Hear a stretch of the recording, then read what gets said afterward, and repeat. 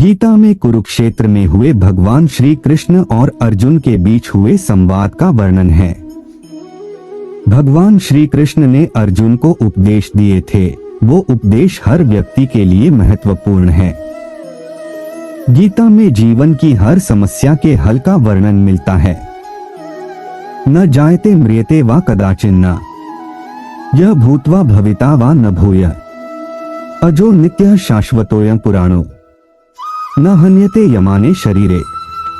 जो हुआ वह अच्छा हुआ, जो हो रहा है वह अच्छा हो रहा है, जो होगा वो भी अच्छा ही होगा। जिसने मन को जीत लिया है उसने पहले ही परमात्मा को प्राप्त कर लिया है, क्योंकि उसने शांति प्राप्त कर ली है।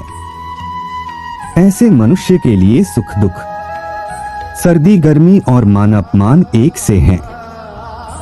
हे अर्जुन, हम दोनों ने कई जन्म ये है मुझे याद है, लेकिन तुम्हें नहीं।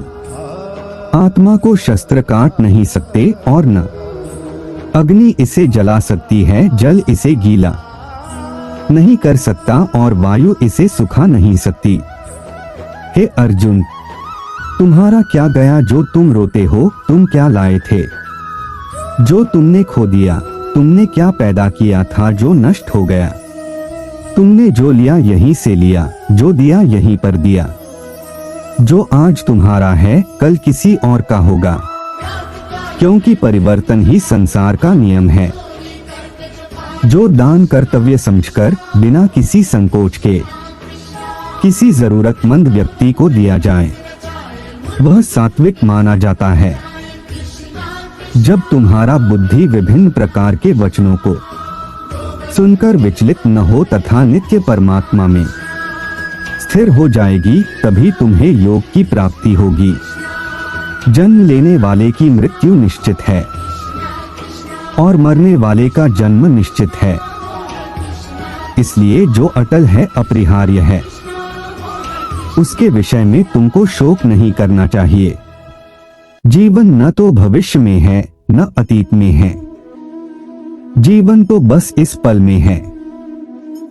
ईश्वर, ब्राह्मणों, गुरु, माता पिता जैसे गुरुजनों की पूजा करना तथा पवित्रता, सरलता, ब्रह्मचर्य और अहिंसा ही शारीरिक तपस्या है। क्रोध से भ्रम पैदा होता है, भ्रम से बुद्धि व्यग्र होती है। जब बुद्धि व्यग्र होती है तब तर्क नष्ट होता है, तब व्यक्ति का पतन हो जाता है। जो खाने, सोने, आमोद प्रमोद तथा काम करने की आदतों में नियमित रहता है, वह योगाभ्यास द्वारा समस्त भौतिक क्लेशों को नष्ट कर सकता है। जन्म लेने वाले के लिए मृत्यु उतनी ही निश्चित है जितना कि मरने वाले के लिए जन्म लेना। इसलिए जो अपरिहार्य है उस पर शोक नहीं करना चाहिए। भगवद गीता के अनुसार नरक के 3 द्वार होते हैं, वासना, क्रोध और लालच। जो हुआ वह अच्छे के लिए हुआ है, जो हो रहा है वह भी अच्छे के लिए ही हो रहा है, और जो होगा वह भी अच्छे के लिए ही होगा। भविष्य का दूसरा नाम है संघर्ष। जीवन न तो भविष्य में है न अतीत में, जीवन तो बस इस पल में है। मनुष्य का मन इंद्रियों के चक्रव्यूह के कारण भ्रमित रहता है, जो वासना, लालच, आलस्य जैसी बुरी आदतों से ग्रसित हो जाता है। इसलिए मनुष्य का अपने मन एवं आत्मा पर पूर्ण नियंत्रण होना चाहिए।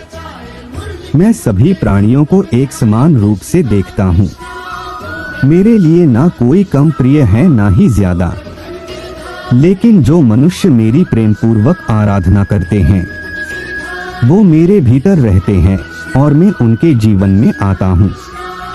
हे अर्जुन, परमेश्वर प्रत्येक जीव के हृदय में स्थित है। आत्मज्ञान की तलवार से अपने हृदय से अज्ञान के संदेह को काटकर अलग कर दो।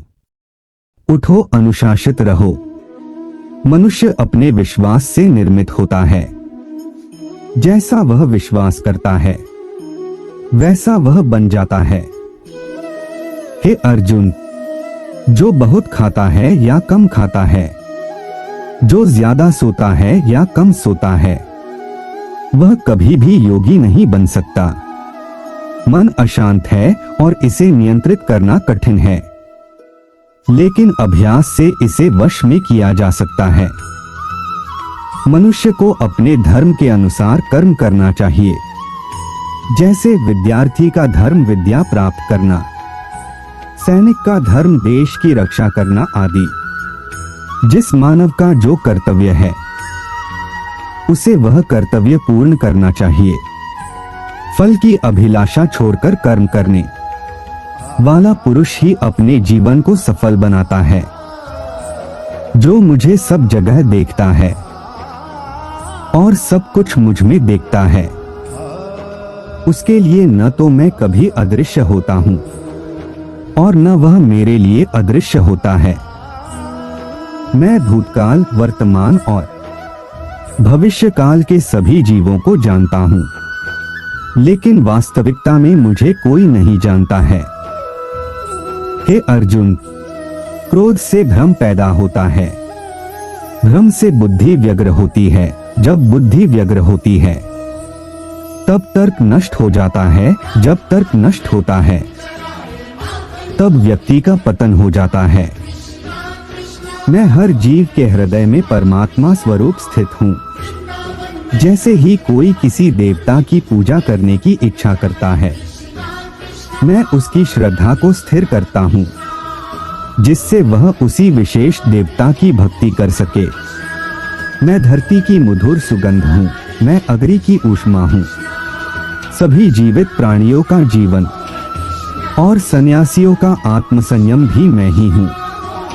मेरा तेरा, छोटा बड़ा, अपना पराया मन से मिटा दो, फिर सब तुम्हारा है और तुम सबके हो। जो महापुरुष मन की सब इच्छाओं को त्याग देता है और अपने आप ही में प्रसन्न रहता है, उसको निश्चल बुद्धि कहते हैं। जो मन को नियंत्रित नहीं करते, उनके लिए वह शत्रु के समान कार्य करता है।